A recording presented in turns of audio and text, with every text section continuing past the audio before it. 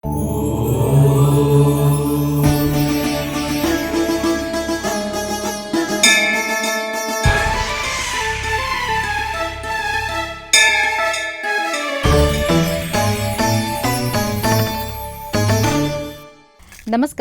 ETV life ఆధ్యాత్మిక channel తీర్థయాత్ర కార్యక్రమానికి స్వాగతం. లోక కళ్యాణం కోసం శివకేశవులు ఎంతో మంది అసురులను సంహరించారు. సాక్షాత్తు శక్తి స్వరూపమైన అమ్మవారు కూడా కథన రంగంలో కాలుపెట్టిన సందర్భాలు ఉన్నాయి. అయితే అంతకు ముందుగా వారు గణపతిని ప్రార్థించారు. అలాంటి దైవాన్ని ప్రసన్నం చేసుకోవటం కోసం మహర్షులు సైతం ముందుగా గణపతినే స్తుతించారు. గడప లేని ఇల్లు ఉంటుందేమో కానీ గణపతి ప్రతిమ లేని ఇల్లు ఉండదు. అలాంటి గణపతి క్షేత్రాలలో కర్ణాటకలోని కేశవే ఒకటి. ఇక్కడ కొలువైన కమండల గణపతి ఆలయమే నేటి మన తీర్థయాత్ర.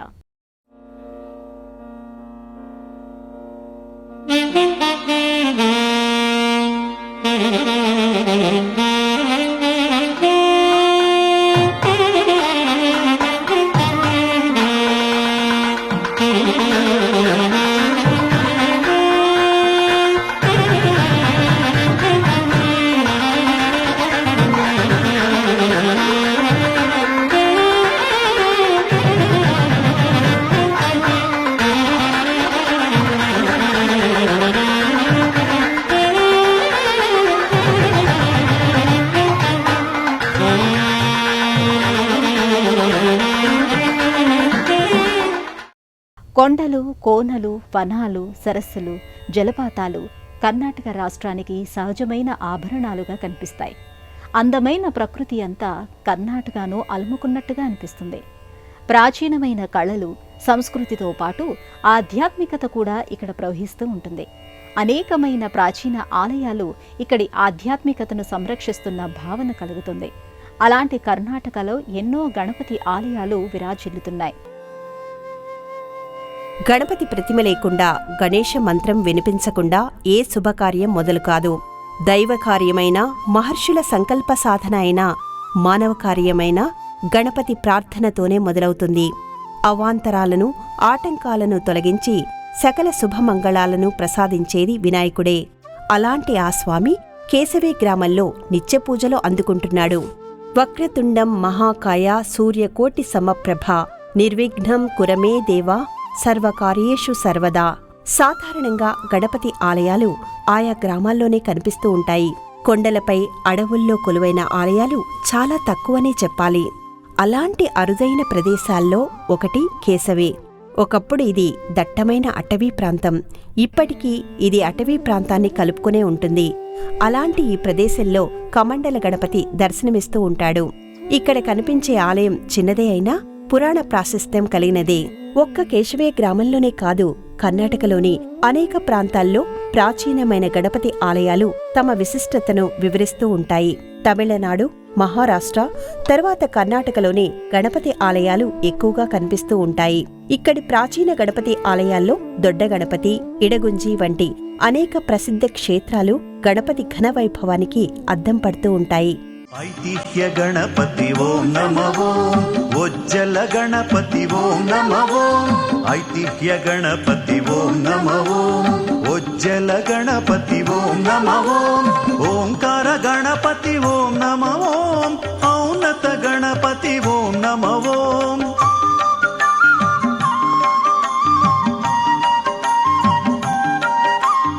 అందరి దైవం నీవేనయ్యా గణనాథ ఓం గణనాథ జయ గణనాథ ఓం గణనాథ జయ గణనాథ ఓం గణనాథ జయ గణనాథ ఓం గణనాథ జయ గణనాథ ఓం గణనాథ జయ గణనాథ ఓం గణనాథ జయ గణనాథ ఓం గణనాథ.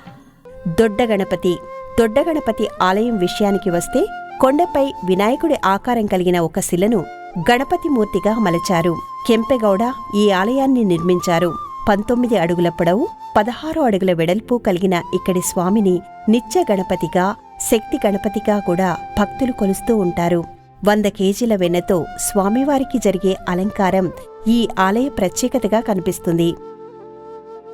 ఉత్తర కన్నడ ప్రాంతంలోని ఇడగుంజిలో మురుడేశ్వర క్షేత్రానికి సమీపంలో మహాగణపతి ఆలయం కనిపిస్తుంది.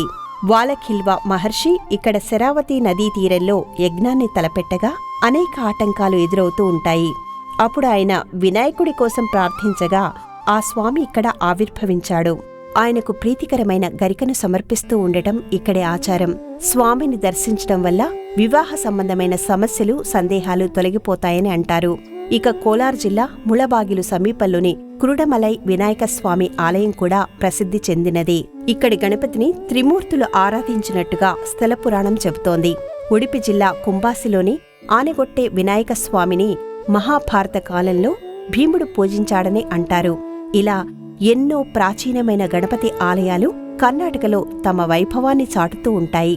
ఈ వరుసలోనే కమండల గణపతి ఆలయం వెలుగొందుతోంది. దినకర ప్రబలలు దివ్య కాంతులతో శోభితమౌని రూపము చూసి, దినకర ప్రభలలు దివ్య కాంతులతో శోభితమౌని రూపము చూసి, కుసుమ సుమాలను అలంకరించి, కుసుమ సుమాలను అలంకరించి, హృదయంగమములో ధ్యానము చేసి, పల్లవించిన మానస వీణ, పల్లవించిన మానస వీణ. కర్ణాటక కొప్ప తాలూకాలోని కమండల గణపతి క్షేత్రం ఇతర క్షేత్రాలకు భిన్నంగా కనిపిస్తూ ఉంటుంది. అటవీ ప్రాంతంలో ప్రకృతి రమణీయ ప్రదేశంలో ఈ ఆలయం అలరారుతోంది. ఈ ఆలయానికి చేరుకునే దారి పొడవునా కొండలు, గుట్టలు, ఎత్తైన వృక్షాలు, సలిహేళ్లు కనిపిస్తూ ఉంటాయి. ప్రసిద్ధి చెందిన గణపతి క్షేత్రాలకు వెళ్లినప్పుడు ఎత్తైన గాలిగోపురాలు, పొడవైన ప్రాకారాలు, మంటపాలు, విశాలమైన కోనేళ్లు కనువిందు చేస్తాయి. కాని ఇక్కడి అడవి గుండా ప్రయాణం చేసి వచ్చిన భక్తులకు ఒక మంటపం, ఆ మంటపంలో ఒక భాగంగా నిర్మితమైన మందిరం మాత్రమే కనిపిస్తాయి. ఆ మందిరంలోని చిన్న వేదికపై వినాయకుడు ఆసీనుడై ఉంటాడు. తన కోసం వచ్చిన భక్తులను తక్షణమే అనుగ్రహిస్తూ ఉంటాడు. ఇక్కడ గణపతి కొలువైన మందిరం ముందు నుంచి నీరు ధారగా పొంగుతూనే వస్తుంది. నిరంతరం ఆ ధార పొంగుతూ ప్రవహిస్తూ ఉంటుంది. స్వామివారి సన్నిధిలో నుంచి ఆ నీరు బయటికి పోవడానికి మార్గం చేశారు. ఆ మార్గం గుండా ఆ నీరు బయటికి వెళుతూ ఉంటుంది. ఈ నీటితోనే ఇక్కడి సమీపంలో చెరువు ఏర్పడిందంటే ఎంతకాలంగా ఈ నీరు ప్రవహిస్తుందనేది అర్థం చేసుకోవచ్చు. సాధారణంగా కొన్ని శైవ క్షేత్రాల్లో శివలింగం పాదభాగం నుంచి, మరికొన్ని క్షేత్రాల్లో శివలింగం శిరోభాగం నుంచి నీరు ఉబికి రావడం కనిపిస్తూ ఉంటుంది. అలా ఇక్కడి వినాయకుడి పాదభాగం నుంచి నీరు నిరంతరం పొంగుతూ ఉండటం ఆశ్చర్యాన్ని కలిగిస్తుంది. చాలా కాలంగా ఈ నీరు ఇలా ధారగా పొంగుతూనే ఉందని, అంతకు పూర్వం తమ పెద్దలు కూడా ఇదే మాట చెప్పారని ఇక్కడివారు అంటూ ఉంటారు. కేశవే గ్రామానికి సమీపంలో ఎలాంటి నదులు లేవు, జలాశయాలు లేవు. ఒకవేళ అలాంటి జలాశయాలు ఉంటే ఇక్కడి నీటి ధార దానికి సంబంధించిందనే అనుకోవచ్చు. కాని దగ్గర్లో అలాంటివేమీ లేవు. మరి ఈ జలధార ఎక్కడిదనే సందేహం అందరిలో కలుగుతుంది. ఆ విషయాన్ని తెలుసుకోవడానికి ఎంతో మంది ప్రయత్నించినా ఆ రహస్యాన్ని ఛేదించలేకపోయారని అంటారు. శ్రీగణనాథం భజామ్యహం, శ్రీగణనాథం భజామ్యహం, శ్రీకరం చింతితార్థఫలదం, శ్రీకరం చింతితార్థఫలదం, శ్రీగణనాథం భజామ్యహం.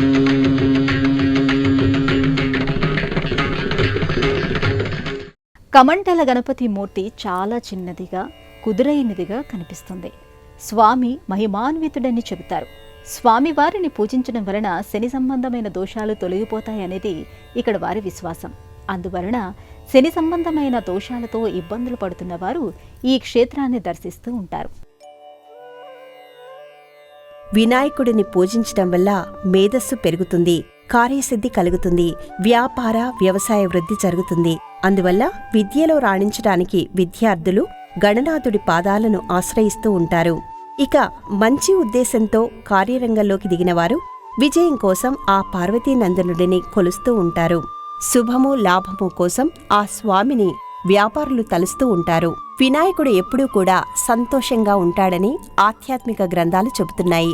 ఆయన మనసు ఎల్లప్పుడూ ఉల్లాసంగా ఉంటుంది. ఆ సమయంలో ఆయన నృత్యం కూడా చేస్తాడు అనడానికి నిదర్శనంగా నృత్య గణపతి ముద్రలు కూడా కనిపిస్తూ ఉంటాయి. ఆనందంలో తన భక్తుల ధర్మబద్ధమైన కోరికలను ఆయన నెరవేర్చుతూ ఉంటాడని అంటారు. అందువల్ల పిల్లల దగ్గర్నుంచి పెద్దల వరకు అందరూ ఆ స్వామిని సేవిస్తూ ఉంటారు.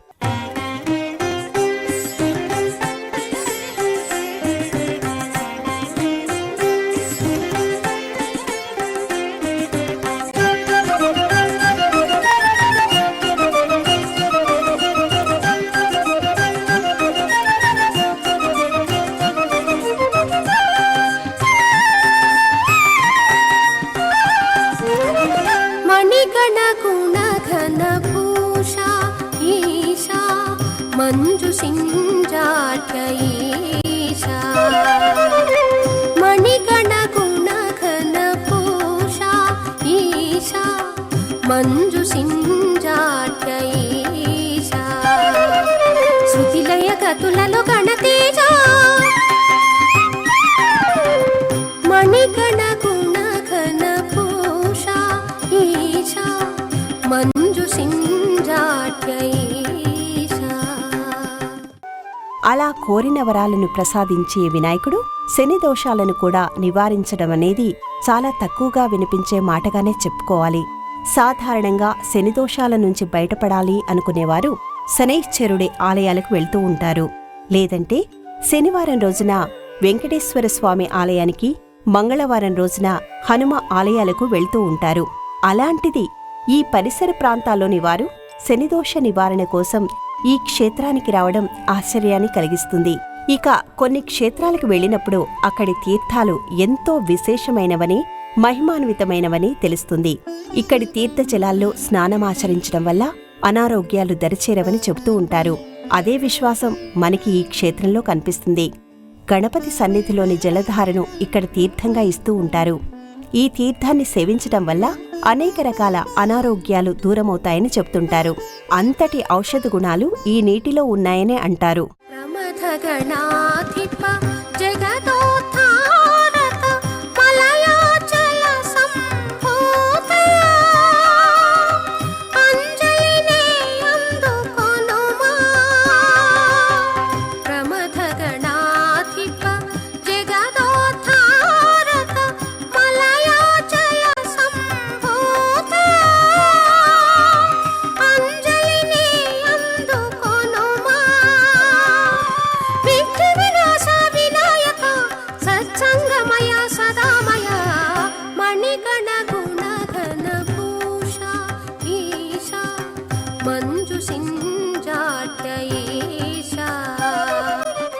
ఇంతటి దట్టమైన అటవీ ప్రాంతంలో గణపతి ఎలా ఆవిర్భవించాడు? స్వామివారికి కమండల గణపతి అనే పేరు ఎందుకు వచ్చింది? చుట్టుపక్కల ఎలాంటి నదులు, జలాశయాలు లేకపోయినా స్వామివారి సన్నిధిలో ఈ జలధార ఎలా ఏర్పడింది అనే సందేహం భక్తులకు రాకుండా ఉండదు. ఆ సందేహాలకు ఇక్కడి స్థల పురాణమే సమాధానం చెబుతుంది. ఒకానొక సమయంలో పార్వతీదేవి కూడా శని సంబంధమైన దోషాలతో ఇబ్బంది పడిందట. శని దోషాల నుంచి విముక్తిని పొందడం కోసం ఆమె ఒక పవిత్రమైన ప్రదేశంలో తపస్సు చేసుకోవాలని అనుకుంటుంది. తపస్సుకు తగిన పవిత్రమైన ప్రదేశం ఎక్కడ ఉందని ఆమె మహర్షులను కోరగా వారు ప్రస్తుతం ఈ ఆలయం ఉన్న ప్రదేశాన్ని చూపుతారు. దాంతో అమ్మవారు ఇక్కడికి చేరుకుంటుంది. ప్రకృతి మాత సైతం ఇక్కడి ప్రకృతిని చూసి మురిసిపోతుంది. ఇక్కడి పవిత్రత ఆ తల్లి మనసును ఆకట్టుకుంటుంది. ఈ ప్రదేశం తన తపస్సుకు అన్ని విధాలా అనుకూలమైనదిగా భావిస్తుంది. తన తపస్సు నిర్విఘ్నంగా కొనసాగడం కోసం గణపతిని స్మరిస్తుంది. పిల్లలు తమ తల్లిని ఒక కంట కనిపెడుతూనే ఆడుకుంటూ ఉంటారు. గణపతి కూడా అంతే. ఎంతటి గణనాయకుడైనా అమ్మ ప్రేమ ముందు పసిపిల్లాడే. అందువల్లనే తల్లి తలుసుకోవడమే ఆలస్యం, మరుక్షణమే అక్కడ ప్రత్యక్షమవుతాడు. తల్లి సంకల్పం ఏమిటనేది తనయుడికి అర్థమైపోతుంది. తల్లి తపస్సు పూర్తయ్యే వరకు అక్కడే ఉంటానని వినాయకుడు మాట ఇస్తాడు. అయితే ఆ పరిసర ప్రాంతాల్లో ఎక్కడ నీటి వనరులు లేకపోవడంతో తన తల్లి కోసం వినాయకుడు బ్రహ్మదేవుణ్ణి ప్రార్థిస్తాడు. సాక్షాత్తు జగన్మాత తపస్సు చేసుకునే ప్రదేశం కావడం వల్ల అక్కడ తరగని జలసంపద ఉండాలని బ్రహ్మదేవుడు భావిస్తాడు. తన కమండలంలోని నీటిని ఆ ప్రదేశంలో చిలకరిస్తాడు. ఆ క్షణమే అక్కడ నీటి ధార పుడుతుంది. అలా బ్రహ్మదేవుడి కమండలం నుంచి పుట్టడం వల్ల ఈ నీటిధారకి కమండల తీర్థం అనే పేరు వచ్చింది. ఇక్కడ కొలువైన వినాయకుడికి కమండల గణపతి అనే పేరు స్థిరపడింది. సాక్షాత్తు బ్రహ్మదేవుడు సృష్టించిన నీటిధార కావడం వల్లనే ఇది తరతరాలుగా ప్రవహిస్తూనే ఉందని, ఔషధ గుణాలను కలిగి ఉందని చెబుతారు. అందువల్లనే ఈ నీటిని దివ్యతీర్థంగా భావిస్తూ ఉంటారు. అలా పార్వతీదేవి ఈ ప్రదేశంలో తపస్సు చేసి శని దోషాల నుంచి బయటపడుతుంది. అమ్మవారి పాదస్పర్శచే శక్తివంతమైన ఈ ప్రదేశంలో బ్రహ్మదేవుడు పాదం మోపిన ఈ స్థలంలో గణపతి పర్యవేక్షణ చేసిన ఈ నేలను మహర్షులు సైతం సందర్శిస్తారు. ఈ క్షేత్రంలో కొలువై మానవుల శనిబాధలను తొలగిపోయేలా చూడమని వినాయకుడిని ప్రార్థిస్తారు. అందుకు స్వామివారు అంగీకరించడం జరుగుతుంది. అలా ఈ క్షేత్రం తన విశిష్టతను చాటుతోంది. శ్రీగణనాథం భజామ్యహం శ్రీగణనాథం భజామ్యహం శ్రీకరం చింతితార్థఫలదం శ్రీకరం చింతితార్థఫలదం శ్రీగణనాథం భజామ్యహం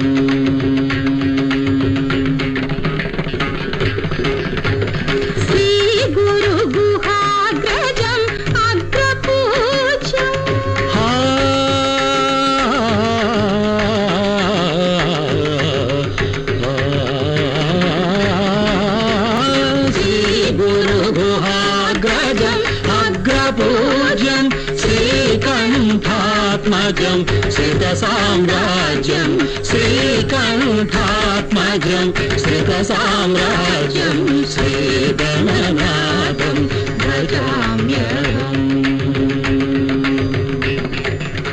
అడవిలోని ఈ ఆలయానికి చేరుకున్న వారికి అసలు ఈ క్షేత్రం వెలుగులోకి వచ్చి ఎంతకాలమవుతోంది అనే సందేహం కలగకుండా ఉండదు.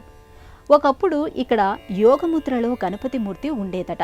కానీ ఇప్పుడు మనకిక్కడ మోదకాన్ని ధరించి అభయముద్రలో స్వామివారు దర్శనమిస్తూ ఉంటారు. అందుకు కారణమేమిటో తెలుసుకోవాలనే కుతూహలం కూడా ఉంటుంది. పార్వతీదేవి, వినాయకుడు, బ్రహ్మదేవుడి పాదస్పర్శచే పునీతమైన ఈ క్షేత్రంలో పూర్వం ఉన్న వినాయకమూర్తి వేరు, ఇప్పుడున్న వినాయకమూర్తి వేరని చరిత్ర చెబుతోంది. అంతకుముందు ఇక్కడ స్వామివారు ధ్యానముద్రలో ఉండేవారు. అయితే ఆంగ్లేయుల కాలంలో ఇక్కడ మూర్తి దెబ్బతింటుంది. మరో మూర్తిని ప్రతిష్ఠించుకోవాలని గ్రామస్తులు భావిస్తారు.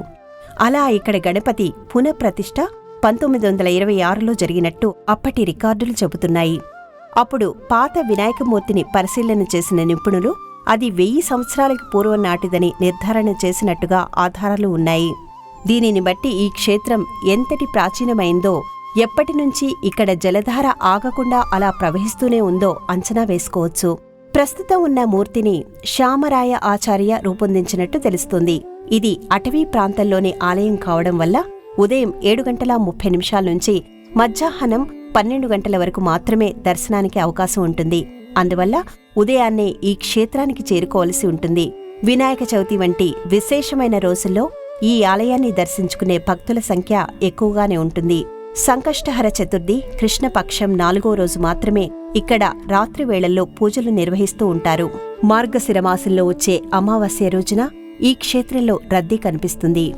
ఈ రోజులకు గల ప్రాధాన్యత సాక్షాత్తు ఇక్కడ స్థల పురాణంతో ముడిపడి ఉంటుంది. పార్వతీదేవి ఈ ప్రదేశానికి చేరుకుని గణపతిని ప్రార్థించింది, తపస్సును ఆరంభించింది ఈ రోజేనని విశ్వసిస్తూ ఉంటారు. అందువల్ల ఆ రోజున చుట్టుపక్కల గ్రామాల నుంచి భక్తులు పెద్ద సంఖ్యలో తరలిరావడం జరుగుతూ ఉంటుంది. ఇలా ఎన్నో విశేషాలను, మహిమలను కలిగిన ఈ క్షేత్ర దర్శనం మనోఫలకంపై ఎప్పటికీ నిలిచిపోతుంది.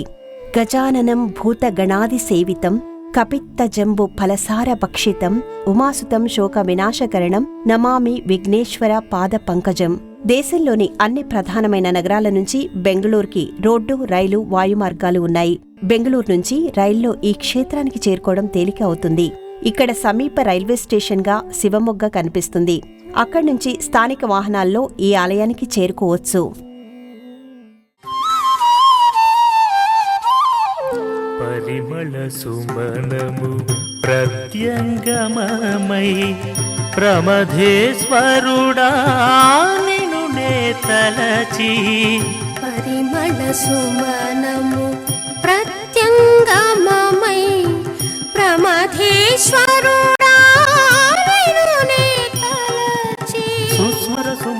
సరిగమ ధ్వనులు గళమున నింపి పానము చేసి సుస్వర సుమధుర సరిగమ ధ్వనులు గళమున నింపి గానము చేసి పల్లవించిన మానస వీణ పల్లవించిన మానస వీణ శ్రీ గురవే నమః గణాధిపా